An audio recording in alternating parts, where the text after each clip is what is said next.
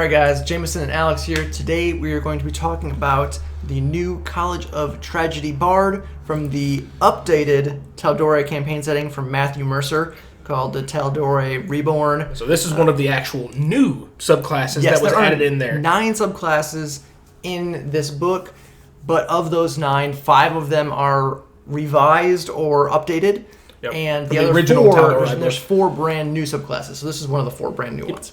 And this is unofficial, not to be confused with the campaign adventure that is coming in March, I believe. That is also written by Matthew Mercer, but that is an official D&D book. Yes. This was printed unofficially through their Darrington Press Critical Role publisher. So, and usually these things are pretty well tested because they are involved with James Haig, who is on the Wizards of the Coast team. So they work with people who are official members to make them a little bit more balanced. Don't forget, guys, we have our giveaway for the D&D Beyond Players Bundle, so make sure you like, comment, and subscribe to be entered in that. And again, we are sponsored by Hit Point Press. Make sure you guys check them out. As always. But we're just going to jump straight into this, guys. College of Tragedy Bard. Alex, what do we get? We are Hamlet. We are Shakespearean to the extreme in all of the best ways in terms of flavor and abilities that you could. If you could imagine the best part of Shakespeare built into a class, we've got the Tragedy Bard. Starting with Poetry in Misery. When starting at level 3, whenever you or an ally within 30 feet of you rolls a 1 on a d20, aka the dreaded natural 1, for an attack roll, an ability check, or a saving throw, you can use your reaction to soliloquize and to regain 1 expended use to your bardic inspiration. So you take somebody else's failure and turn it into your benefit. There you go. Just lets you be a little bit more less sparing with your bardic inspirations. Great. Not too much. Not too much. It's a 5% chance it's going to happen. Right. Maybe it's a higher chance in your group. Just depends. That's true. Lately, our group has been lots of 1s and lots of 20s. Yeah, we're just all or nothing. It's all or nothing. Also at 3, you do have Sorrowful Fate. When you or an ally you can see forces a creature to make a saving throw, you can spend one use of your bardic inspiration to change the type of saving throw to a charisma save instead. That's lovely. Love it. So good. If the target fails this save, roll a bardic inspiration die. The target takes psychic damage equal to the result and is plagued with regret for 1 minute. If the target is reduced to 0 hit points during this time and can speak, they are magically compelled to utter a darkly poetic final words before succumbing to their injuries. Just like, the absolute long death in like every movie, whether it's cheesy or legit, it's bad. Once you use this feature, you can't use it again until you finish a short or long rest. So good. Yes, I love it. Yeah. It's flavor thematic, and the ability itself is strong too. Yep. But limited uses, which we'll get to. Yes. Then at level 6, we have Tale of Hubris. At 6th level, you learn to weave a magical narrative that draws out the fatal arrogance of your foes. When a creature scores a critical hit against you or an ally within 60 feet of you that you can see, you can use your reaction to expend 1 use of your bardic inspiration to target the attacking creature and evoke the story of their downfall. For 1 minute or until the target suffers a critical hit, any weapon attack against the target scores a critical hit on a roll of 18 to 20. So, it's a flat 10% increase to crit. Yep. For weapon attacks, not spells. It's weapon attacks or the next weapon attack or 1 minute. Yep. So if either of those you got 10 rounds of combat to get that crit in there. Right. And then at level 14, it increases from 17 to 20. So another 5%. So 15% increased critical chance. I just imagine a rogue or paladin are both fishing for those. Right. For crit sneak attacks or crit smites, they're going to hurt. Yeah. Blow things up. Yeah. Also at level 6, we have Impending Misfortune. Use your words to twist the power of fate to create triumph from the promise of future despair. When you make an attack roll or a saving throw, you can gain a plus 10 bonus to the roll, but the next attack roll or saving throw you make takes a minus 10 penalty. If not used, this penalty disappears when you finish a short or long rest. You can't use this feature again until you finish a short or long rest, or until you are reduced to 0 hit points, which I love. It's so flavorful. Yeah. Just soaking in the misery. If you don't take the penalty, your penalty is, or if you use this ability again, you have to go unconscious. That's it. That's the penalty you end up taking. Finally, at 14, we have one of the most intriguing and interesting abilities I have ever seen put in a D&D book. That's saying something. It really is. Nimbus of Pathos. Upon reaching 14th level, you can touch a willing creature as an action and empower it with tragic heroism. For 1 minute, the creature is surrounded by mournful music and ghostly singing, granted it the following benefits and drawbacks. Because there's multiples of both. The creature gains +4 bonus to its armor class. It has advantage on attack rolls and saving throws. When the creature hits a target with a weapon attack or spell attack, that target takes an extra 1d10 radiant damage. There's your benefits. And you're thinking, oh, what's the drawbacks? Here you go. Any weapon attack against the creature scores a critical hit on a roll of 18, 19, or 20. So you've got that, remember that little ability that giving you increased crit chance back at them for critting you? Oh, look, you could have a way to fish and get those extra crits to then turn around and get more crits. That's a good point. All of the crits. Didn't think about that originally, did we? But here's the other drawback. When this effect ends, so again, 1 minute, the creature immediately drops to 0 hit points and is dying. Once you use this feature, you can't use it until you finish a long rest. I can't express how much I love this ability. It's so good. Oh, man. I can just imagine, like, somebody who could really just lay on the cheese super thick in your group could abuse the absolute crap out of this subclass in terms of flavor and RP. I was like, oh, gosh. For sure, yes. So, yeah, that's all the abilities gained in the subclass. Let's move on to the rating portion of said video, starting with the RP.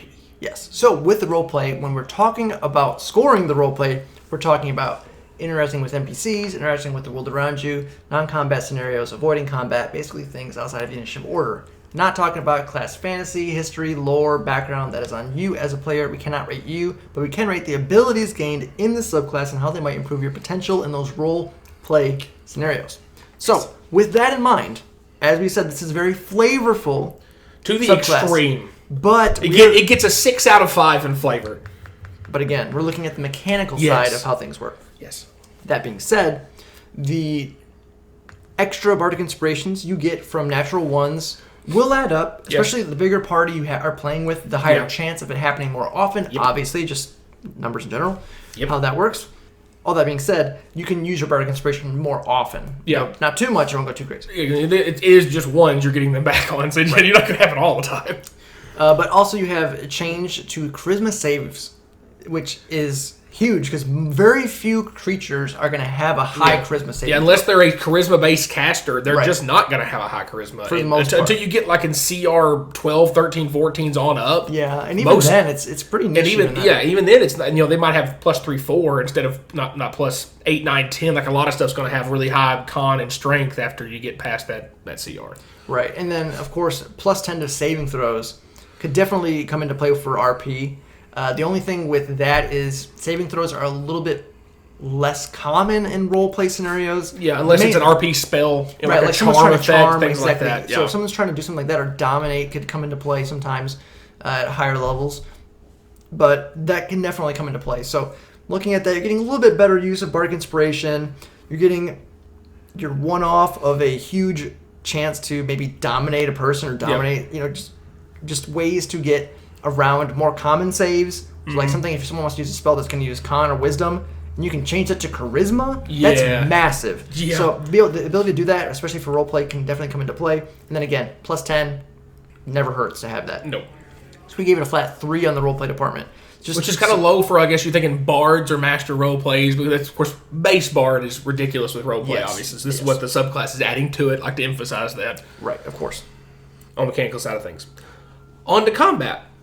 And there's a ton of intrigue here, for sure. Because, again, if anybody's rolling a nat 1, you're not going to get that bardic inspiration die back in your pocket, so you can use it again for something else. And you've got a couple ways to use that here within your own subclass. Sorrowful Fate, again, changing something to a charisma saving throw. I love the ability because it's something else I bring up when we do all these subclass reviews is when I see new content coming out, give me a reason why is this necessary? Right. This is great because it's unique in terms of flavor. We've never seen anything like this. Sure. But this ability sticks out because I can't recall another ability we've seen that lets you change the saving throw type. Yeah, that is. I've seen like maybe different. You get the choice of two, like you know, it forced to make a dexterity or a strength saving throw or something like that, maybe a couple times. But you can just choose to make this dexterity saving throw spell now a charisma saving throw spell. Right, that's wonderful. That's great.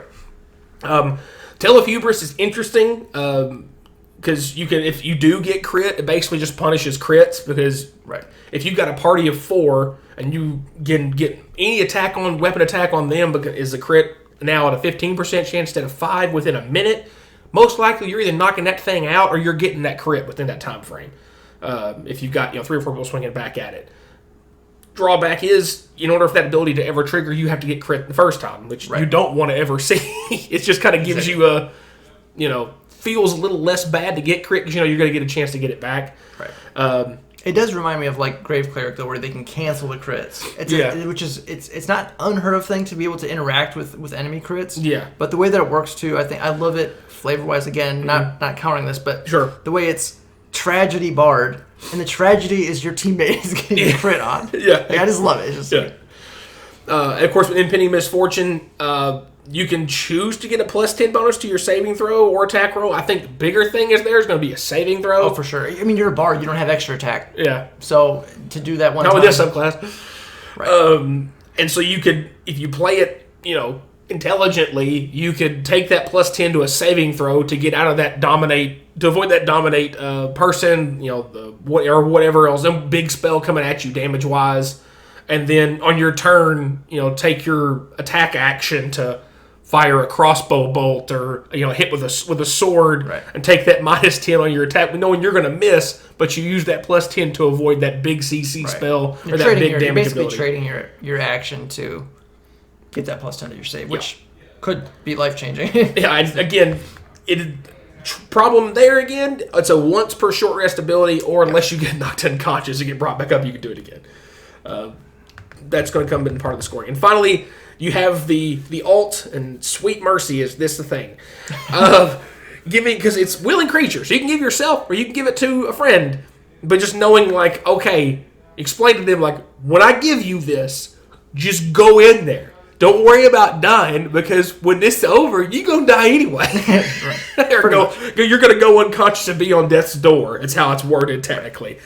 So you have the fact that you're getting +4 to AC, advantage to all your attack rolls and saving throws, and you're getting +1 radiant damage with any weapon attack or spell attack.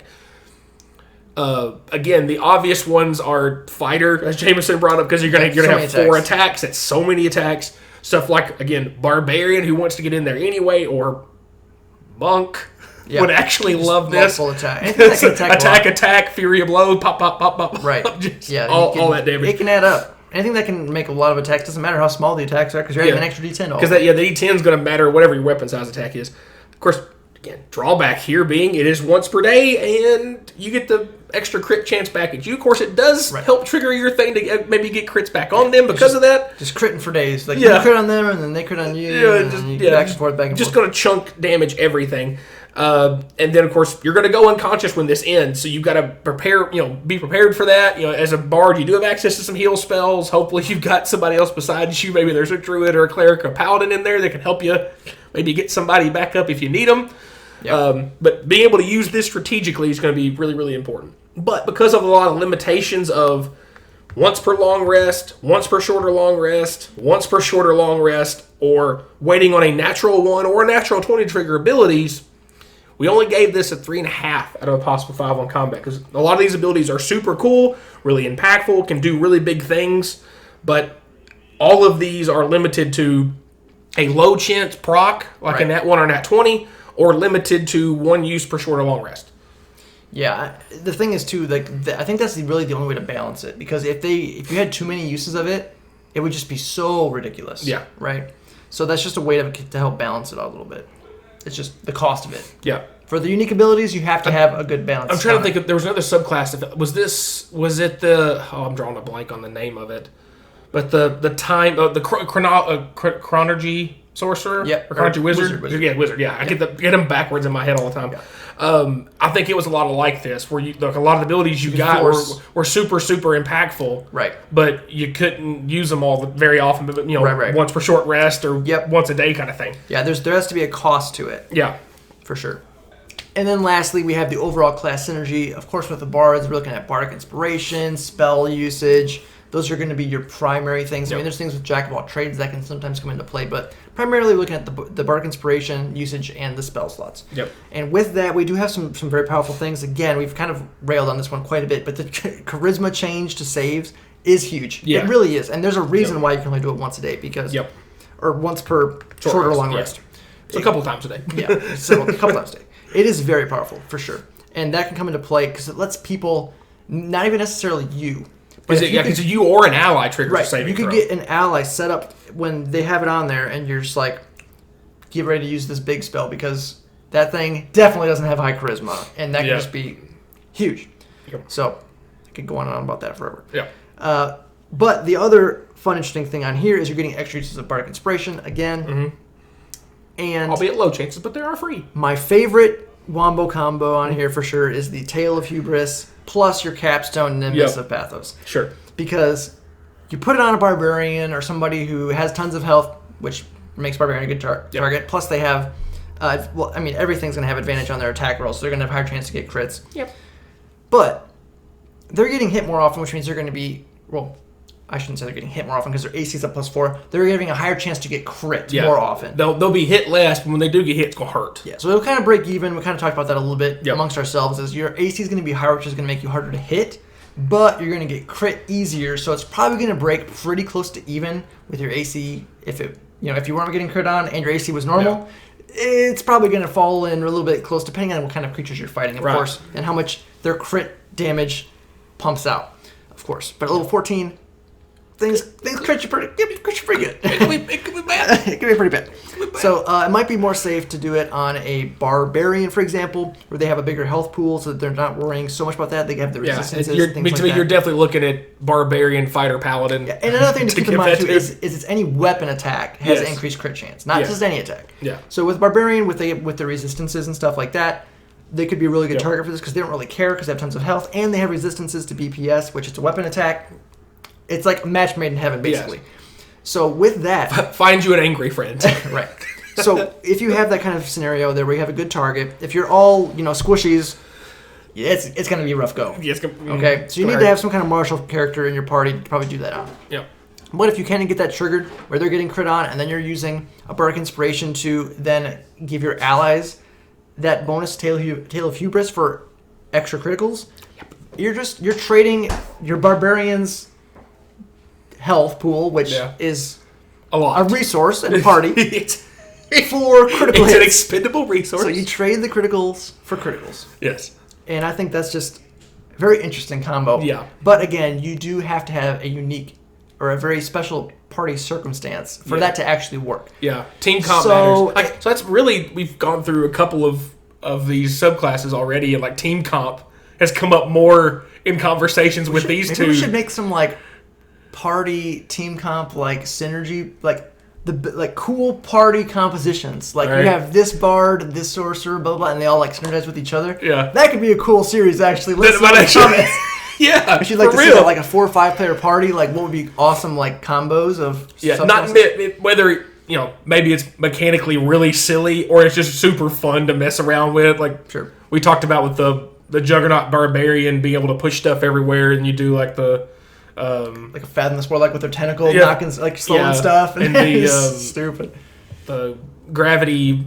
Oh yeah, sorcerer just it's between gravity sorcerer and a land druid, so land druid traps. It's either making traps everywhere, push people in and out of stuff all the time, wall fire here. Just get absolutely. That's a party comp right there. Yeah, that's a meta comp. Yeah, getting absolutely tossed. Anyways, huge rabbit trail. We'll bring it back. We tend to do that. Okay. So we gave this energy a 4. Yes, scores, numbers, they matter. So, yes, I really enjoy this subclass. I told Alex this is probably one of my top favorite flavorful subclasses. It may not be our highest rated by any means, but mechanically, I just love the theme and flavor of this so much. Yeah, again, it's so interesting to me. I would be totally willing to give this a shot and then just lay it on thick in every RP scenario in my group.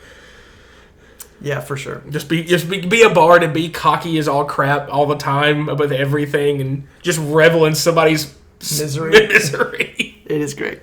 But we'll keep it short. We're probably already like 30 minutes in. I don't even know at this point. Yeah. Oh. But anyways, that's it for today, guys. If you enjoyed the video, remember to like, subscribe, hit the bell notifications to know when our new videos are coming out. Make sure you check out our sponsors, Hit Point Press. Yes, they got lots of awesome stuff. Make sure you check in regularly with them.